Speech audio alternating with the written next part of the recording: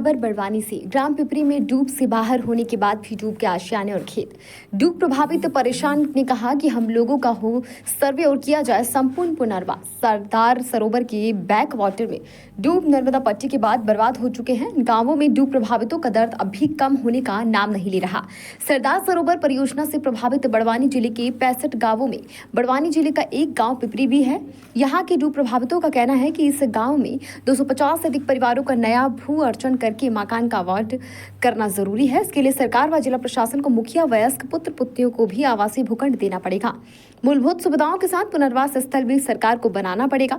इस गांव को नर्मदा घाटी विकास प्राधिकरण व नर्मदा नियंत्रण प्राधिकरण के द्वारा डूब से बाहर बताया गया है। पुराने बैक वाटर लेवल से इस गांव को 143.21 मीटर तक लिया गया है। इस बार 16 और 17 सितंबर को हुई बारिश और ऊपरी बांधों में छोड़े गए पानी के चलते नर्मदा का बैक वाटर अचानक तेजी से 142 मीटर से भी ज्यादा बढ़ गया था, जिसके कारण गांव में कई सारे मकान पूरी तरीके से नष्ट हो चुके हैं।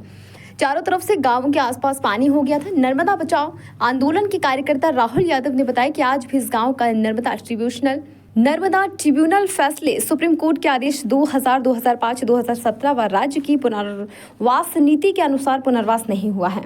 इस गांव में करोड़ों रुपए का नुकसान हुआ है। मवेशियों के लिए चारा भी नहीं है। आज लोग बेघर हो चुके हैं। प्रशासन सुनने के लिए तैयार नहीं है।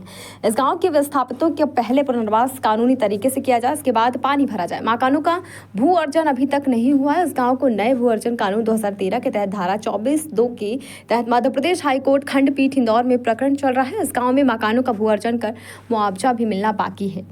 घर प्लाट भी मिलना बाकी है। बिना भू अर्जन की कृषि भूमि भी डूब चुकी है। कई सारे मकान पूरी तरीके से खत्म हो चुके हैं। करोड़ों का नुकसान हुआ है। ग्राम पिपरी के किसान संतोष यादव ने बताया कि 138 मीटर डूब लेवल था, जिसे देखते हुए हमारे गांव को डूब से बाहर रखा था, लेकिन इस बार बाढ़ आई और जलस्तर 142 मीटर से ऊपर पहुंच गया, जिससे हमारा गाँव भी डूब में आ गया है। घर बर्बाद हो गए हैं, मवेशी मर गए हैं। जैसे तैसे हम लोगों ने अपनी जान बचाई। हम चाहते हैं कि मूल्यांकन किया जाए, घर प्लांट हमें दिए जाए, मकान बनाने के लिए 5.80 लाख दिए जाए, हमारे लिए अलग से बसाहट बनाई जाए जहां हमें मूलभूत सुविधाएं उपलब्ध हो सके, लोगों का तत्काल पुनर्वास किया जाए। ये जो डूब थी, ये बहुत ही विकराल डूब थी। आज तक तो हमने हमारी पूरी जिंदगी जो 50 साल की गई, उसमें तो ऐसी डूब देखी नहीं।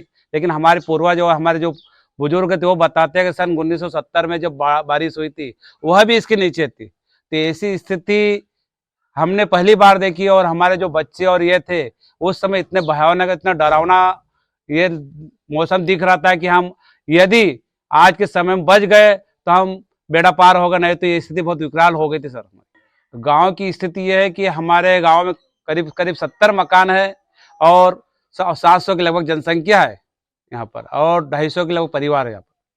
क्या होना चाहिए? हम शासन से यही अनुरोध करते हैं कि हमारे गांव को पूर्ण रूप से डूब में ले और टापू न बनाते पूर्ण, क्योंकि चारों रास्ते बंद हो चुके थे उस समय। जिस स्थिति में तब 12-1 बजे के लगभग जब एसडीएम महोदय आए, तो वह भी यहाँ पर रास्ता बंद था, तो हम खेतों में से उनको यहाँ पर लाए थे अंदर। तो हम सरकार से ये अनुरोध करते हैं कि हमको पूर्ण डूब में लेते हुए नया सर्वे और नया भूखंड आवंटित करें। गांव डूब से बाहर पहले 138 तक ही डूब में बताया था, उसके बाहर कर दिया था इसको।